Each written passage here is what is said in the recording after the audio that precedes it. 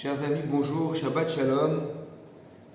Une dracha sur la paracha de cette semaine. Nous allons lire cette semaine donc deux parashiot, Vayakel, Pekoudé, et je parlerai sur les débuts de Vayakel.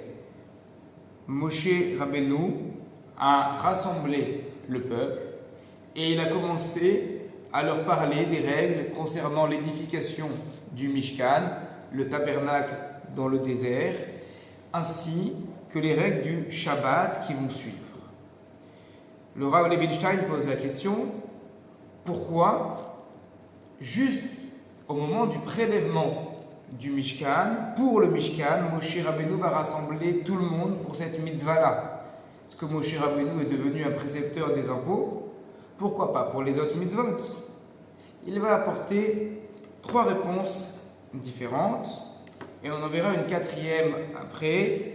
Et nous allons essayer, dans le cadre de cette dracha vidéo, d'effectuer effectivement un lien, toujours, ce que nous faisons en ce moment, par rapport à ce Shabbat tout à fait particulier que nous vivons.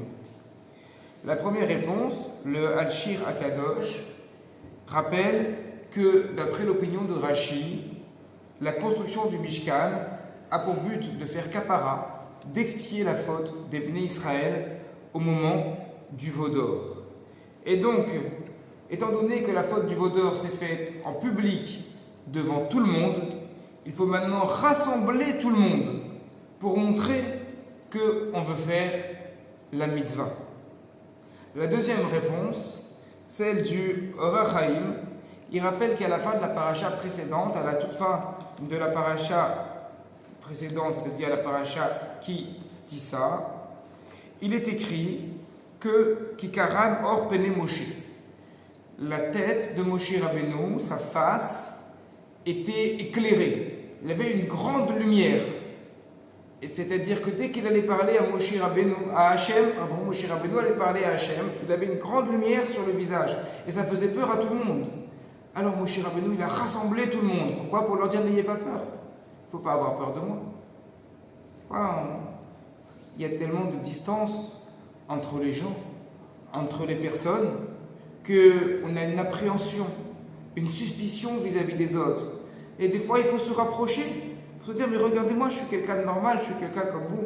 Bon, évidemment, dans la période de confinement dans laquelle nous sommes, on va éviter quand même de trop se rapprocher avec les voisins, mais Be'ezrat Hashem, que cette période se termine et qu'on puisse tous se rapprocher pour se faire connaître et que l'on voit que des personnes sur lesquelles on a certains a priori, eh bien, ont également des qualités qu'on n'imaginait pas. Troisième explication, le Rav Yehuda Tzadka explique que c'est par rapport au Shabbat en réalité, puisque tout de suite après Vayakel, Moshe va parler de la mitzvah du Shabbat et il veut leur montrer, regardez, on rassemble tout le monde pour parler du Shabbat, parce que le Shabbat, c'est pas seulement manger à la maison. Le Shabbat, c'est se rassembler à la synagogue, au Beth Midrash, et prier ensemble, étudier, se rassembler tous ensemble.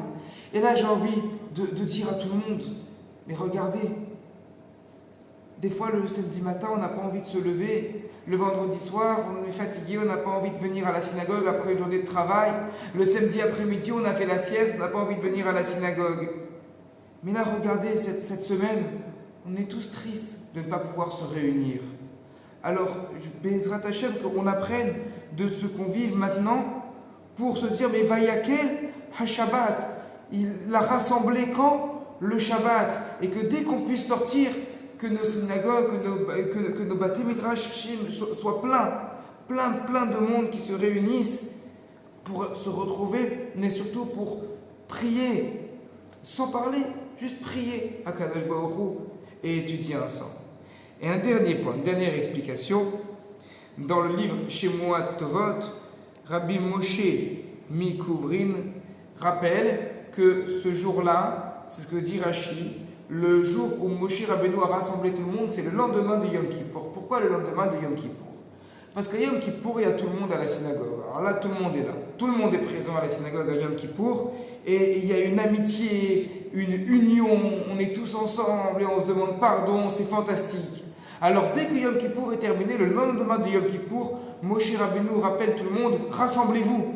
C'est pas que à Yom Kippour qu'il doit y avoir une union entre nous. C'est pas uniquement à Yom Kippour qu'on doit demander Mechila aux gens, Mechila, pardon, à Hachem. Mais c'est tout le temps. C'est toute l'année qu'on doit se retrouver. C'est toute l'année qu'on doit se rassembler. C'est toute l'année qu'on doit faire la Avodat Hachem. Et c'est toute l'année qu'on doit nous respecter les uns avec les autres. Alors, Be'ezrat Hachem, qu'on puisse se retrouver tous ensemble pour les Shabbatot à venir, quand Akadosh Baruch Hu le décidera. Je souhaite la Refoua Shelema à tous nos amis, à nos maîtres qui sont malades, qu'Akadosh Baruch Hu leur apporte Refoua Shelema Bekarov, et que ceux qui sont en bonne santé le restent, et que tant que nous sommes en bonne santé, qu'Akadosh Baruch Hu nous laisse le plus longtemps en bonne santé, que nous profitions de ce temps qui nous est si cher pour étudier notre Sainte Torah. Shabbat Shalom à tous.